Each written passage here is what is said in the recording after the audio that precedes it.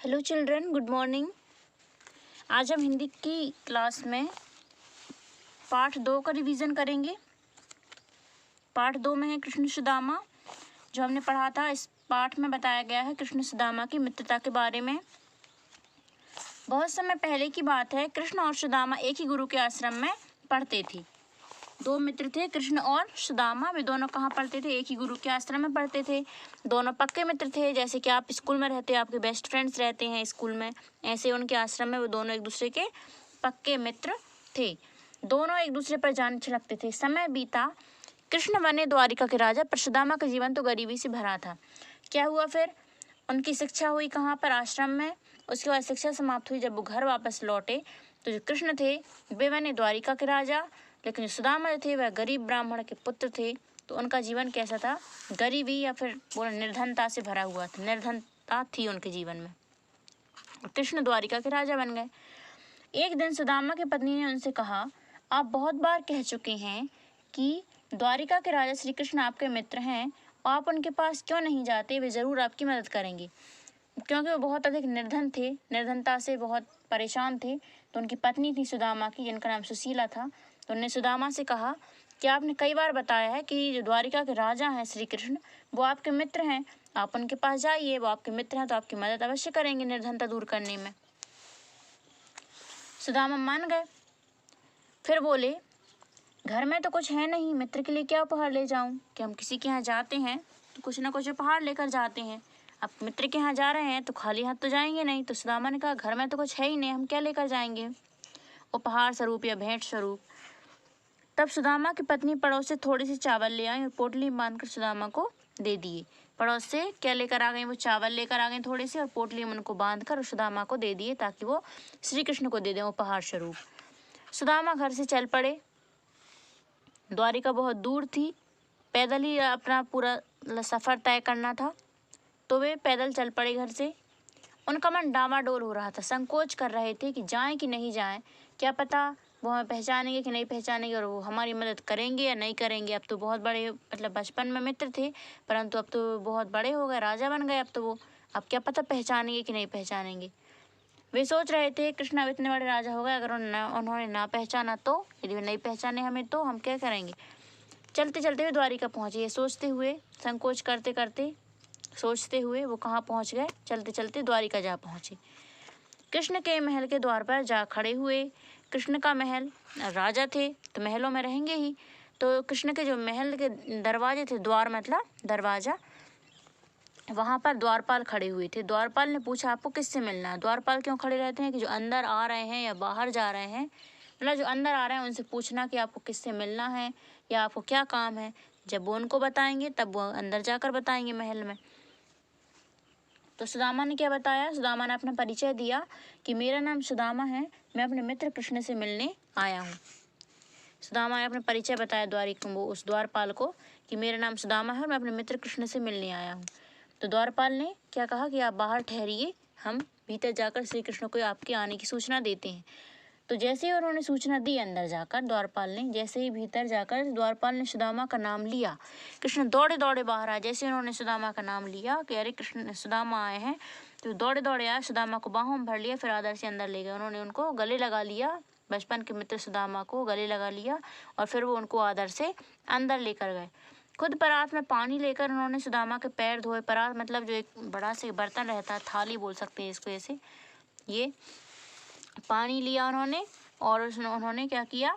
सुदामा के पैर धोए, अपने साथ सिंहासन पर बिठाया, मतलब अच्छे से आदर सत्कार किया उनका।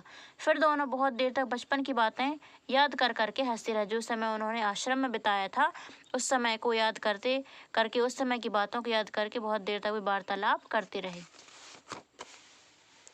अचानक कृष्ण बोले, मित्र, भाभी ने मेरे लिए कुछ उपहार नहीं भेजा? किसने पूछा? कृष्ण ने पूछा सुदामा से कि भाभी ने मेरे लिए कुछ उपहार नहीं भेजा, तुम खाली हाथ आए हो। तो सुदामा चावलों की पोटली लेने में संकोच कर रहे थे कि इतने बड़े राजा को इतने थोड़े से चावल देंगे, वो क्या सोचेंगे। पर कृष्ण ने हाथ बढ़ाकर पोटली ले ली। स्वयं कृष्ण ने ही हाथ बढ़ाकर क्या ले ली? पोटली ले ली, और उसमें से लेकर प्रेम से 2 मुट्ठी चावल उन्होंने खाए। सुदामा के यहाँ से जो चावल आए हुए थे, उसमें से उन्होंने 2 मुट्ठी चावल लेकर खा लिए, किसने? श्री कृष्ण ने। कुछ दिन राजमहल में सुख से रहने के बाद सुदामा विदा हुए।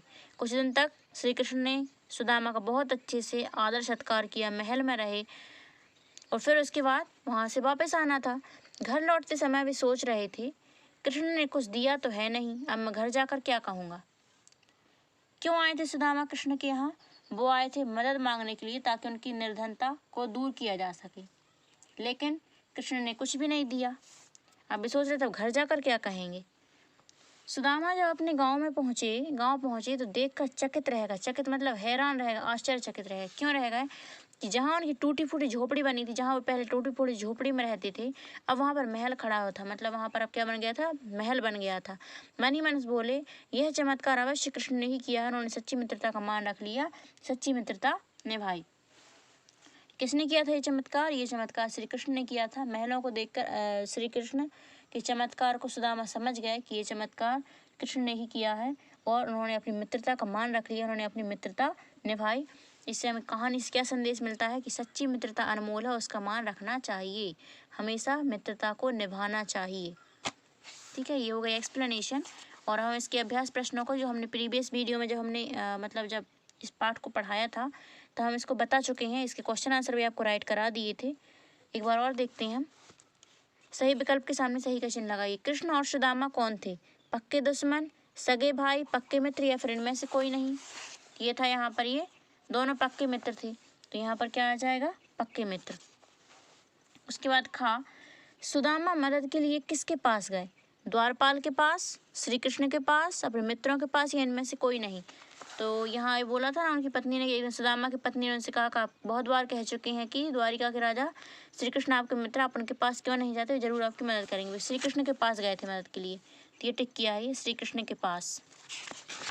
नेक्स्ट पेज पर गा, सुदामा की पत्नी ने श्री कृष्ण के लिए क्या भेजा? मिठाई, रुपये, पैसे, थोड़े से चावल या इनमें से कोई नहीं?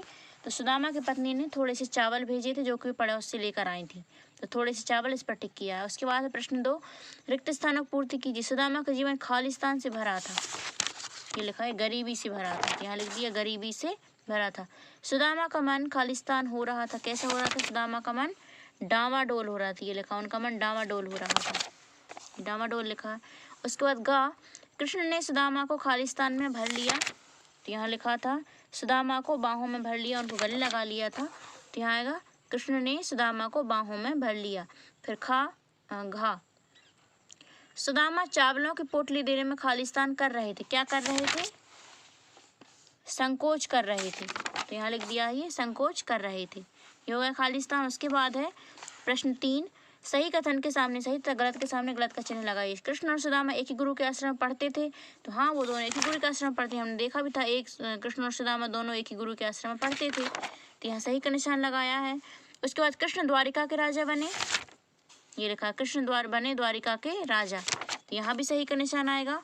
उसके बाद गा, सुदामा चावलों की पोटली में देने में संकोच नहीं कर रहे थे, और इसमें लिखा है कि सुदामा चावलों की पोटली देने में संकोच कर रहे थे, इसलिए यहाँ पर आएगा गलत। उसके बाद घा, कृष्ण और सुदामा सच्चे मित्र थे, ये यहाँ पे लिखा था कि दोनों पक्के मित्र थे और यहाँ पर उन्होंने उनकी मित्रता भी निभाई, उन्होंने सच्ची मित्रता निभाई, तो यहाँ आएगा सच्चे मित्र थे, तो यहाँ आएगा सही का निशान। उसके बाद प्रश्न 4, निम्नलिखित प्रश्नों को उत्तर दीजिए। सुदामा की पत्नी ने सुदामा से क्या कहा? तो जो हमने कॉपी में राइट किए थे उसमें से आपको बता रहे हैं। सुदामा की पत्नी ने सुदामा से क्या कहा? सुदामा की पत्नी ने सुदामा से कहा कि द्वारिका के राजा श्री कृष्ण आपके मित्र हैं, आप उनके पास जाइए, वे जरूर आपकी मदद करेंगे। उसके बाद खा, सुदामा श्री कृष्ण के लिए क्या उपहार ले गए? सुदामा श्री कृष्ण के लिए उपहार स्वरूप चावल ले गए। क्या लेकर गए थे? वो चावल लेकर गए थे। उसके बाद है सुदामा का नाम सुनते ही श्री कृष्ण ने क्या किया? तो उत्तर है सुदामा का नाम सुनते ही कृष्ण दौड़े दौड़े बाहर आए एवं सुदामा को बाहों में भर लिया। उसके बाद घा, घर पहुंचकर सुदामा ने क्या चमत्कार देखा?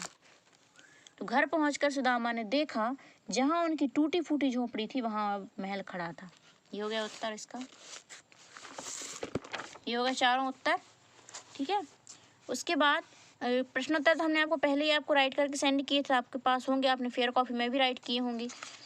और अब है शब्द बोध में प्रश्न 1, दिए गए शब्दों के विलोम शब्द लिखिए। विलोम शब्द लिखना है पक्का, तो क्या होगा? कच्चा, पास का दूर, मित्र का शत्रु, नहीं का हाँ, राजा का क्या होगा, रानी भी हो सकता है, प्रजा भी हो सकता है, या फिर रंग हो सकता है। थोड़े का क्या होगा, अधिक होगा। विलोम शब्द मतलब उल्टे अर्थ वाले, है ना। गरीबी का अमीरी, बड़े का छोटे, ये हो गया विलोम शब्द। अब प्रश्न 2 में है समान अर्थ वाले शब्द, मतलब जिनके अर्थ समान हो। स्नेह का प्रेम, प्रेम और स्नेह दोनों एक ही बात है। द्वारपाल का दरबान, हैरान का चकित, दोस्त का मित्र, बगीचा का क्या होगा, उपवन या फिर वाटिका, तो यहाँ पर उपवन लिखा हुआ है। हीरा का क्या होगा, हीरक या फिर वज्रमणि। ठीक है, ये हो गया आपका पार्ट 2 का रिवीजन। आपका होमवर्क क्या रहेगा, हम ये क्वेश्चन आपको राइट करके सेंड करेंगे और आपको इनके उत्तर लिख के रफ कॉपी में उनको सेंड करना है। फेयर कॉपी में तो पहले से ही होंगे, आपको रफ कॉपी में आपको इनके आंसर्स राइट करना है, उत्तर लिखना है और उनको सेंड करना है। यही आपका हिंदी का होमवर्क रहेगा। ओके, एंड नेक्स्ट वीडियो में हम पढ़ेंगे पार्ट 3 का रिवीजन करेंगे पार्ट 3 का। Okay, thank you, have a nice day.